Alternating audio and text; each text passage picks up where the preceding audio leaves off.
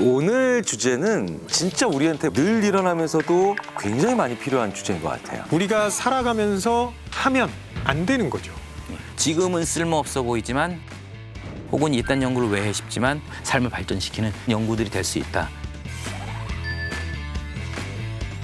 욕에 관련된 거예요, 욕. 네. 제가 갑자기 지금 두 분께 욕을 한다. 그럼 저는 죄송합니다. 안 한 것 같은데 먹은 느낌은 들고 들은 것 같아. 예, 들은 느낌. 들은 것 같아. 이 뒤에 있다 이 놈아 먹었으면 꺼져 이 악놈 아주 듣기 싫어 죽겠니 나게 이쁘게 생겼다 야.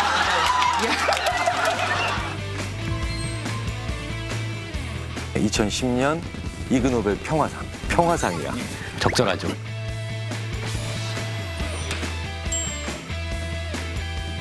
욕은 우리의 고통을 줄여줄 수 있다. 인간이 어떻게 욕을 안 하고 삽니까? 다 욕들 하시잖아요. 갑자기 욕을 해야 되지 않을까 하는 생각이 막 드는데 그럼 욕을 하고 싶을 땐 참아야 되나요? 해야 되나요? 이 연구가 해답을 줄 수 있을 것 같습니다. Peace Prize this year is awarded to Richard Stevens, John Atkins, and Andrew Kingston. Thank you very much. 그래서 참 재밌는 건 실제로 자기 부인이 아이 낳을 때 그렇게 욕을 하더라는 거예요. 그래서 나중에 의료진이나 산모 돌봐주신 분들한테 너무 죄송하다라고 했더니 그분들이 아무렇지도 않게 그거 얼마든지 있는 일이라고. 네. 남들도 다 그렇게 한다 이렇게 얘기를 하죠. 이러면서 혹시 욕을 좀 함으로 인해서 고통을 좀 덜 느끼게 만들어주는 효과가 있지 않을까 이런 거에 관심을 실제로 가졌다는 거예요. 그래서 욕을 일종의 카타르시스를 느끼는 그런 방식으로 쓸 수 있다. 그런 메시지를 주고 있죠. 예, 이 연구에 대해서 조금 더 자세히 소개를 하면 swearing as a response to pain, 고통에 대한 반응으로서의 욕이라는 겁니다. 연구 자체는 상당히 간단합니다. 아주 차가운 물에 손을 담그게 했을 때 욕을 하게 하고 욕을 하지 않게 하고 찬물에 손을 담근 사람들이 과연 얼마나 오래 버티는지에 대해서 측정을 하고 얼마나 고통스러웠다라고 보고를 합니다. 동시에 심박수가 어떻게 변하는지, 즉 맥박이 얼마나 더 빨리 뛰게 되는지 그런 것들을 알아봤습니다. 그 결과 고통스러운 조건에서 욕을 하는 경우에는 더 잘 참게 되고 덜 고통스럽게 느낀다. 그리고 이런 효과는 여자들의 경우에 조금 더 낫더라. 다이 주댕이로 족구하고 앉아있네 이 전만한 것들이. 일반적으로 남자들이 더 욕을 많이 합니다. 그러니까 욕을 하는 게 사회적으로 조금 더 용인이 되는 편이기 때문에 그럼 네 마음을 어떻게 알아 이 같은 이런 그지같이 만다 말을 해 상대적으로 욕의 효과가 감소되는 거 아닌가 이렇게 생각해 볼 수 있습니다. 그러니까 그래서 이제 약을 많이 안 드셔본 분들이 약발이 잘 예, 그렇죠. 딱 받는다라는 그런 얘기를 하는 것과 똑같은 얘기네요. 그렇죠. 실제로 습관적으로 욕을 하시는 분들은 고통스러운 상황에서 욕을 해도 그 효과가 확실하게 떨어지고요. 그리고 굉장히 절망적인 쪽으로 자꾸 상상하시는 분들은 효과가 별로 없다는 이야기도 논문에 나오고 있습니다. 당신이 낙관적인 사람입니까? 라고 했을 때 좀 그런 편입니다 하는 분들은 어려운 일이나 좀 고통스러운 일 있을 때 에이 하면서 욕을 좀 하시는 게 꽤 괜찮을 수 있죠. 게다가 이분은 욕 연구의 대가예요. 2009년부터 한 10년 동안 내내 욕 연구만 하고 있습니다. 연구의 절반이 다 욕과 관련된 연구입니다. 운동을 할 때 욕을 하면 훨씬 더 내가 힘을 많이 줄 수 있습니다. 부글부글 끓으면 욕을 더 유창하게 한다. 열받게 하면 네, 그렇죠. 예. 둘 다 비디오 게임을 시켰는데 한쪽은 1인칭 슈팅 게임이에요. 그래서 누군가를 계속 쏴야 되는, 다른 쪽은 골프 게임을 시켰습니다. 그랬더니 슈팅 게임을 시킨 쪽이 욕을 훨씬 더 유창하게 합니다. 그러니까 외국어 욕을 하면, 손가락 욕을 하면 고통이 감소될까? 별 의미가 없다는 거죠. 네. 빠가야로 셔터 마우스 그리고 욕은 새로운 느낌을 주기도 하고 재미있는 감정을 불러일으키기도 한답니다. 그래서 파우치라는 단어하고 트위치 파이프라는 단어를 만들었는데 Fouch, twist pipe. Fouch, twist pipe. 새로운 욕은 효과가 없습니다. 그래서 욕은 대부분 사회에서 금기시되는 욕 좀 해봐 나 낙인 찍는 단어입니다. 이런 싸가지 없는 개 너무 개 호로 새끼. 그런 단어로 만들어져 있습니다. 습관적으로 욕을 잘하는 사람들, 그런 사람들이 일반적으로 어휘력이 상당히 떨어집니다. 욕을 한마디 딱 내뱉어 버리면 내 감정이 다 한 번에 전해져 버립니다. 그러니까 굳이 다른 언어를 쓸 이유가 잘 없죠. 한편으로는 습관적으로 욕을 하시는 분들이 언제 욕을 하냐면요. 물리적인 지위건 사회적인 지위건 간에 주로 아랫사람들한테 하죠. 저권력자라고 하죠, 심리학에서. 저권력자에게. 그 과정에서 엄청난 우월감을 느낍니다.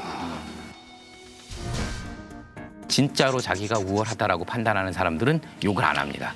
자기가 우월하다는 자신이 없는 경우, 그래서 인위적으로 그걸 만들어내려고 센 척하는 게 바로 이제 욕으로서 나타나게 되는 거죠. 그래서 그거에 도취돼 버리면 굉장히 위험합니다. 그게 또 왜 위험하냐면 자기가 정말 잘해야 되고 잘 보여야 되는 그 사람 앞에서 억제력을 완전 상실한 날 자기의 습관화된 욕이 확 하고 나오더라고요.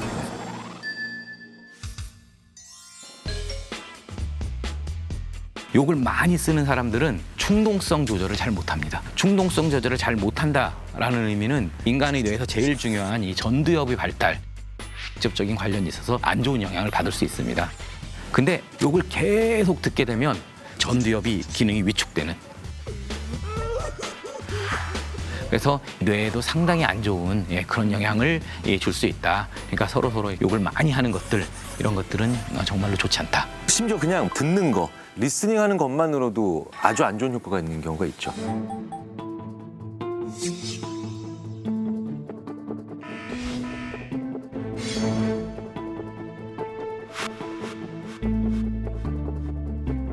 그러니까 언어 폭력을 많이 당한 사람들은 결국 창조적이거나 능동적으로 무슨 일을 하는데 굉장히 심각한 타격을 받을 수밖에 없어요. 자, 그러니까 내가 부모이든 아니면 선생님이든 아니면 직장의 상사든 욕을 함으로 인해서 사람을 단기적으로 움직일 수 있을 거라고 하는 근시안적 관점을 절대 오래 가지시면 안 됩니다. 욕을 하는 사람은 깊게 생각 안 하고 욕합니다.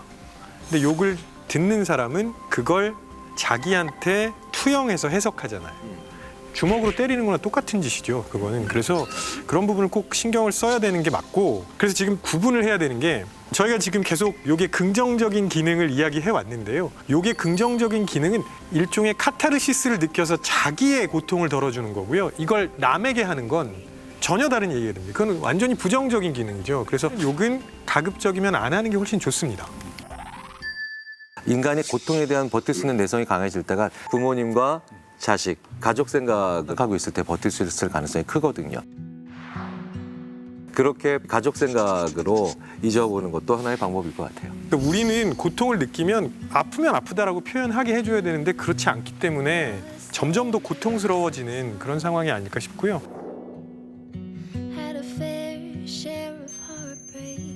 표현을 해야 그걸 극복하는 방법을 좀 스스로 배우지 않을까 싶습니다.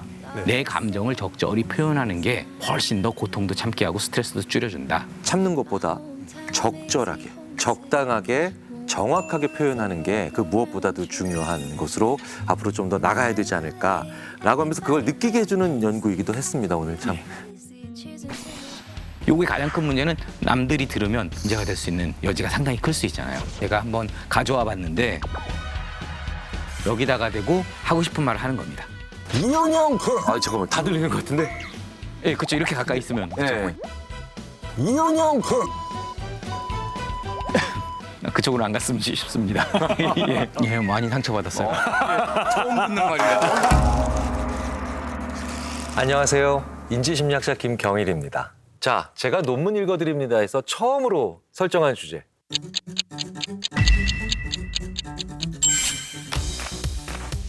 뭔가 서류 검토 부탁드립니다. 지금 11시예요. 배고프죠? 자, 부장님. A안, B안, C안 있습니다. 결정해 주십시오. 이거 하셔야 되겠어요? 결정을 못 내려. 어쩔 수 없어. 네, 힘든 거야. 더 웃긴 건 밥 먹고 오니까 또 결정은 되더라. 배부르시니까 결정이 내려진다는 거예요. 논문 제목을 한번 보겠습니다. Extraneous Factors in Judicial Decision. 이게 뭡니까? Judicial Decision은 법률적으로 판단하는 거죠. 법률 판단이에요. 거기에 뭐가 그렇게 많아요? Extraneous Factors. 아무 상관없는 요인들이 그렇게 많이 들어간다는 뜻이에요.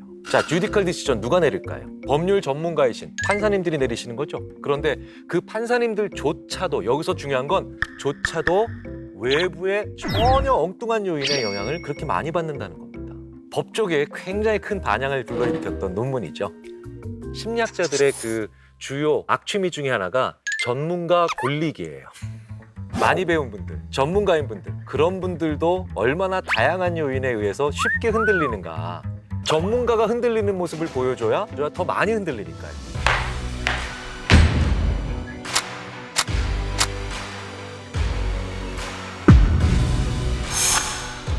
실제로 이스라엘의 가석방 심사부의 판결 결과를 연구한 거예요.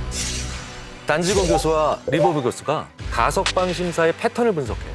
그런데 어떤 패턴이 나왔느냐? 이게 참 재밌다는 거죠. 자, 가석방이란 게 뭔가요? 형기가 좀 남았는데도 일찍 풀어주는 게 가석방이죠. 왜 풀어주실까요? 모범수로 생활했으니까 대부분 풀어주시겠죠. 좋은 소식 있어. 이번 가석방 심사 대상자로 뽑혔어. 모범수에 행정 점수 풀이지, 교도관 평가 좋지. 통과 안 될 이유가 하나도 없어. 무조건 통과할 거야. 그런데 패턴을 분석해봤더니 좀 과장해서 해석하면 모범수로 살 필요도 없어요. 왠지 아세요? 모두 1112건 패턴을 봤는데 가석방 심사를 합니다, 판사님들이. 대략 3분의 1이 받아들여지고 3분의 2는 거부가 됐는데 수락된 시간과 거부된 시간에 특징적인 차이가 있다는 거예요. 그래프를 나중에 보여드릴 텐데 그 밑에 X축이 뭔지 아십니까? 시간이에요, 시간. Y축은 가석방된 확률. 얼마나 가석방 요구를 수락했느냐. 그래프를 보시면 계속해서 올라갔다 내려갔다 올라갔다 내려갔다 올라갔다 내려갔다 이런 패턴을 보여요. 그런데 올라갔다가 내려가기 직전이 다 어떤 지점인지 아시죠? 이렇게 한 가지 단서를 드리자면요. 위예요. 위.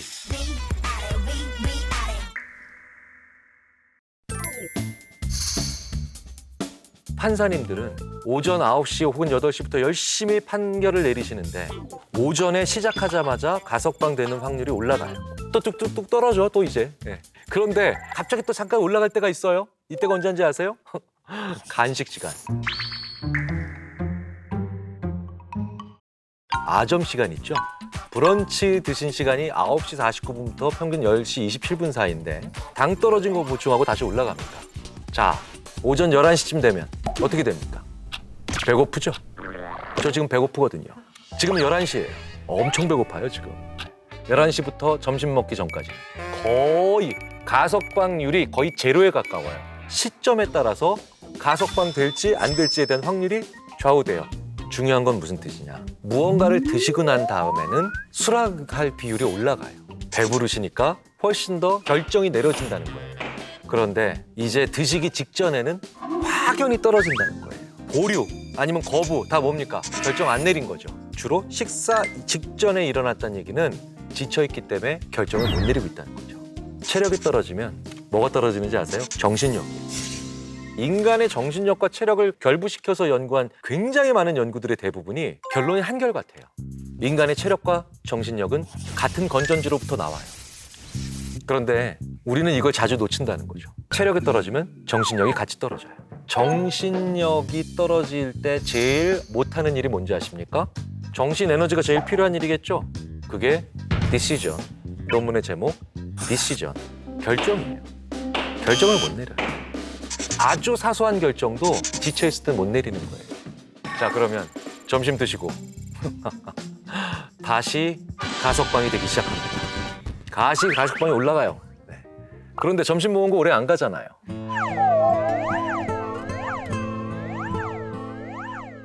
그렇다면 실제 논문에서 지금까지 말씀드린 내용을 어떻게 최종적으로 얘기하고 있는가 한번 읽어볼까요? Extraneous barriers can influence judicial decisions. 아주 익숙한 판사님들조차도 심리학적인 바이어스들에 의해서 강하게 영향받을 수 있다는 건 여기서 얘기한 거는 빙산의 일각일 뿐이라는 뜻으로 의역될 수 있겠죠. 조나단 리브 교수와 그다음에 사이 단지거 교수가 연구의 후일담을 어디서 얘기합니까? 학술대회에서 하죠. 그래서 학술대회를 나가야 돼요. 학술대회 나가면요. 그게 바로 뭐냐면 예전 같은 반상회예요, 반상회. 반상회 가면 별의별 재밌는 얘기를 많이 듣습니다. 그러면 이런 얘기 들려오죠. 이거 전체 자료 아니다? 전체 자료는 더 심해. 이런 얘기를 해요. 자, 그렇다면 판사님들도 이러하실 텐데 우리 부장님은 예외가 아니겠죠. 우리 부장님이 지쳐 있어요. 자, 부장님 A안, B안, C안 있습니다. 결정해 주십시오. 이거 하셔야 되겠어요? 절대 아니죠.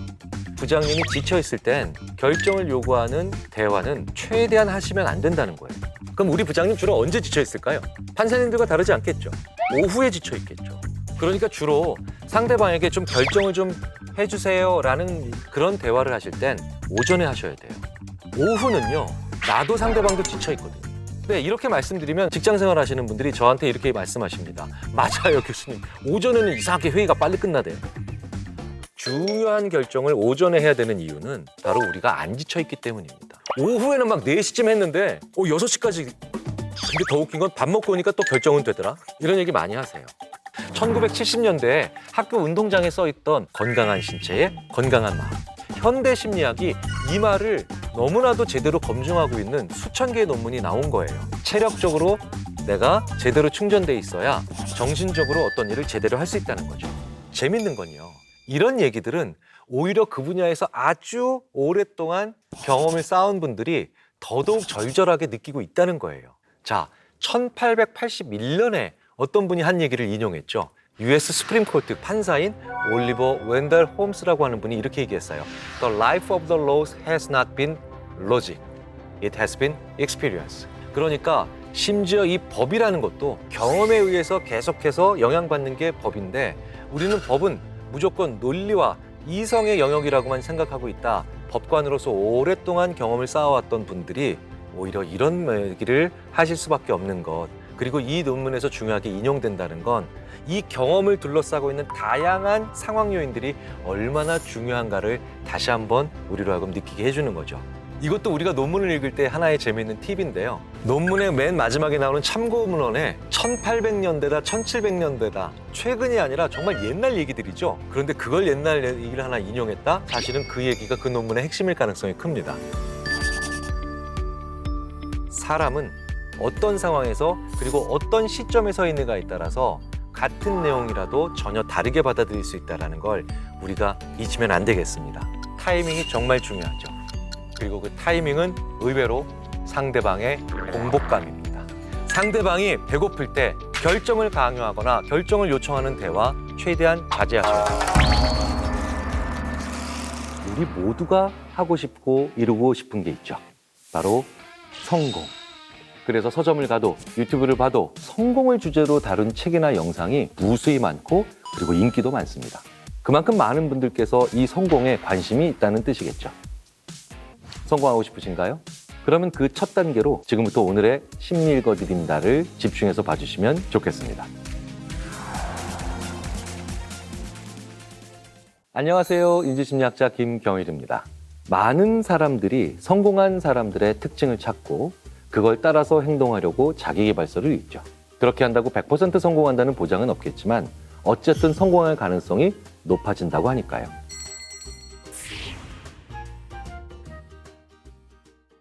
여러분, 제가 지금부터 그 비법을 알려드리겠습니다. 1초 만에 성공에 가까워지는 방법. 뭘까요?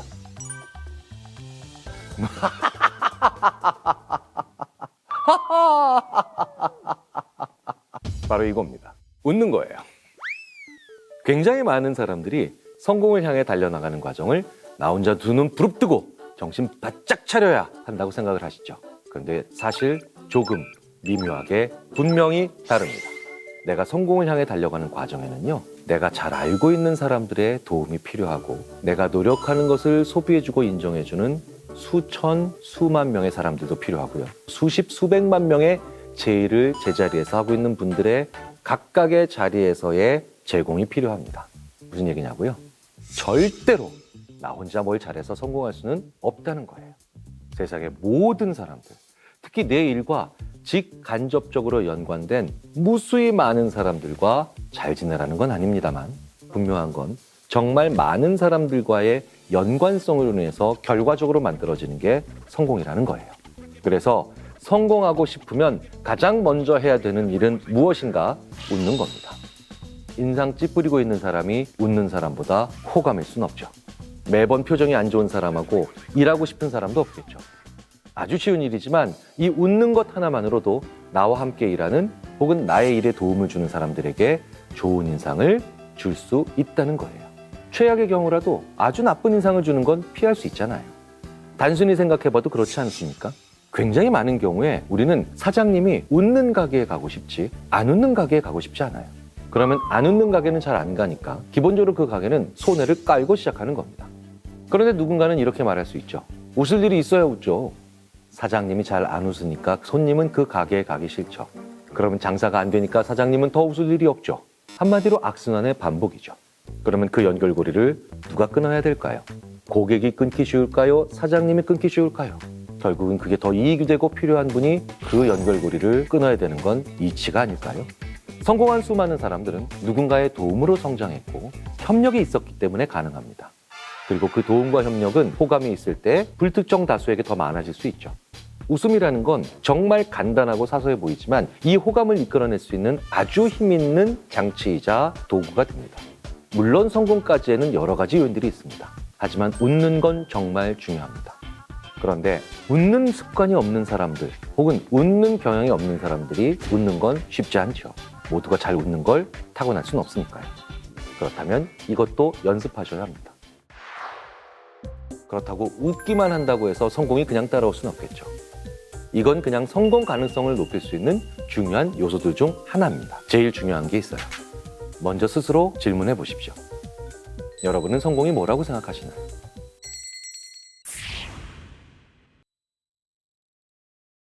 사실 한국 사람들이 성공이라고 하는 말을 궁극의 목표로 삼는 경우들이 굉장히 많습니다. 즉 성공이라고 하는 이 단어에 굉장히 많은 의미들을 그것도 제각각으로 담는다는 뜻이 되죠.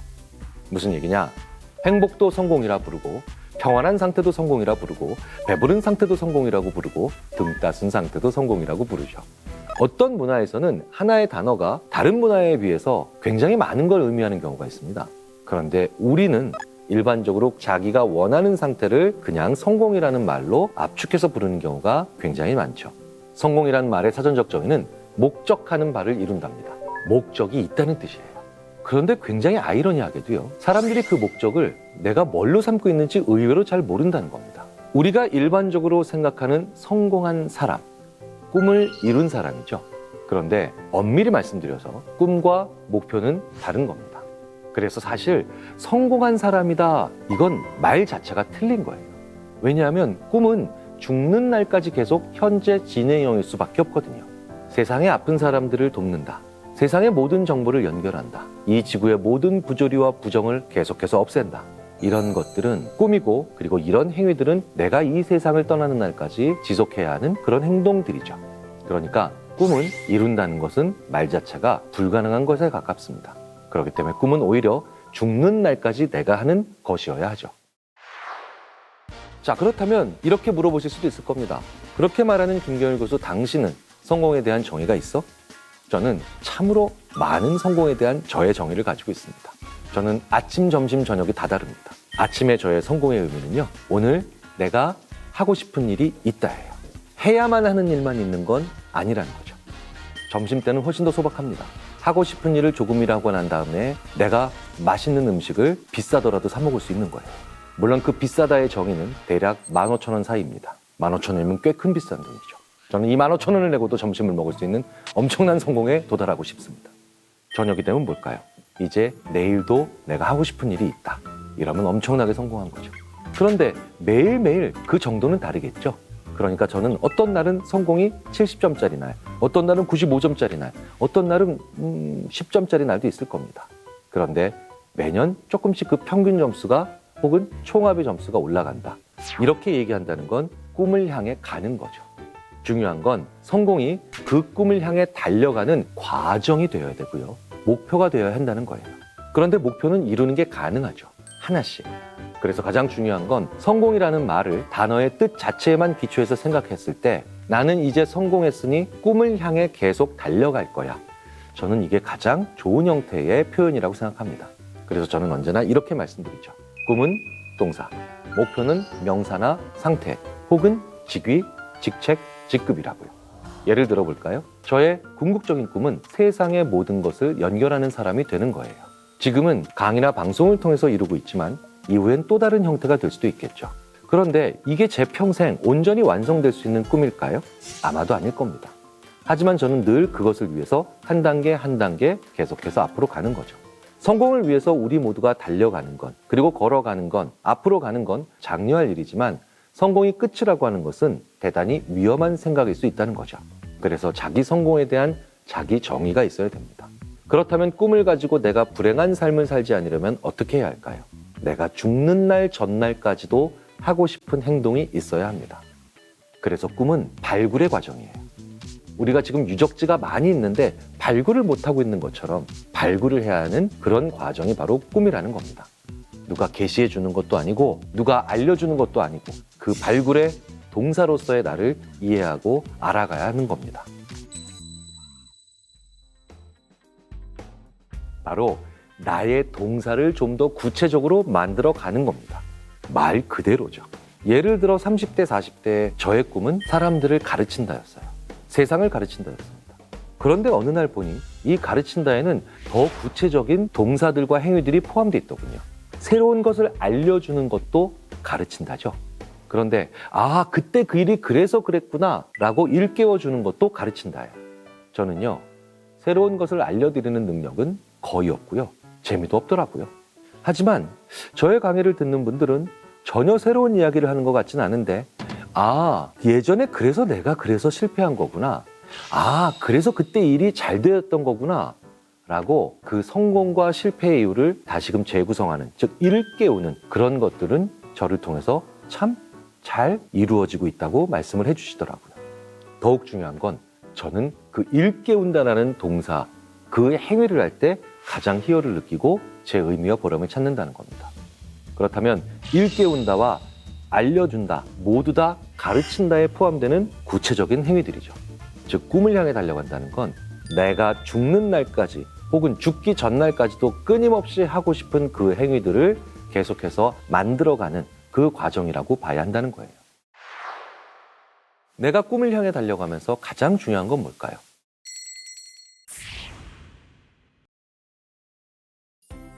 결국 제일 중요한 건 나의 꿈의 방향과 그리고 그 꿈의 중간중간에 있는 목표의 방향이 같이 이른바 정렬, 즉 얼라인 되는 겁니다.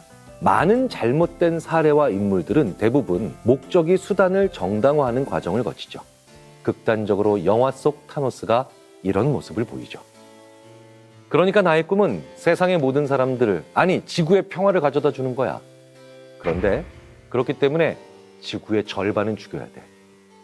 영화 속이 아니라 현실도 그랬어요. 히틀러가 그랬죠. 이 모든 인물들은 목적이 수단을 정당화하는 과정을 거칩니다. 그런데 우리 삶에도 그런 경우가 굉장히 많죠. 우리 가족 모두가 행복하게 사는 가정을 만들기 위해서 일을 한다고 하시면서 오히려 가족의 불행을 계속해서 만들어내는 경우가 비일비재하지 않습니까? 돈을 벌기 위해 가족과의 시간을 거의 보내지 못하고 단절되고 대화를 풀 생각은 전혀 하지 못한 채 가족 간의 연결고리는 느슨해지다 못해 끊어지는 경우들 많이 보죠.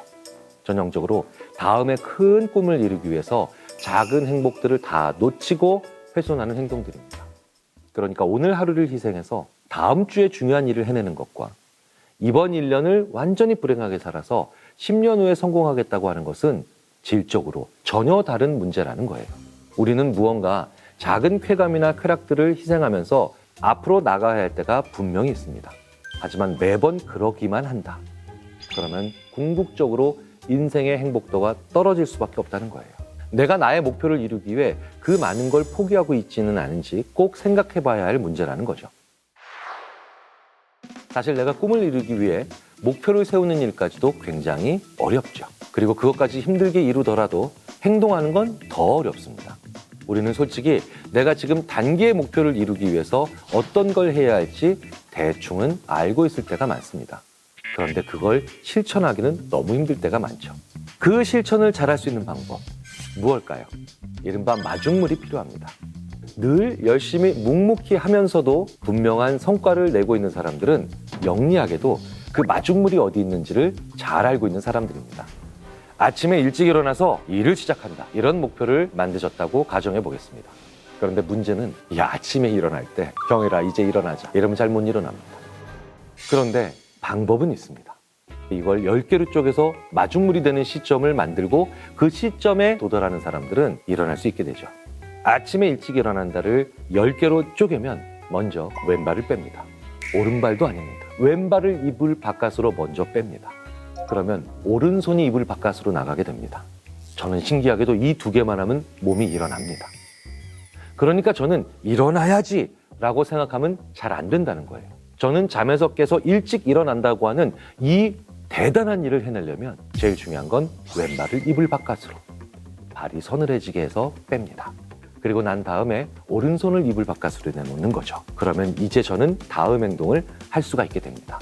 이 몇 개의 행동이 되면 저는 자연스럽게 아침에 일찍 일어나 있는 상태가 돼 있다는 거예요. 하지만 중요한 건 이건 저의 답입니다. 자신의 답이 있으셔야 한다는 거예요. 제 친구가 이러더라고요. 야, 내가 너처럼 왼발 빼고 오른손 뺐더니 안 되던데? 그럼 저는 이렇게 대답할 수밖에 없죠. 너의 답을 찾아야지. 얼마 후에 제 친구가 웃으면서 저한테 이렇게 얘기하더군요. 나는 있잖아, 왼발 오른손 아무 소용없어. 이불을 조금씩 내려서 상반신의 절반 정도가 이불 바깥으로 나오면 그 다음부터 그게 되더라, 이러더라고요.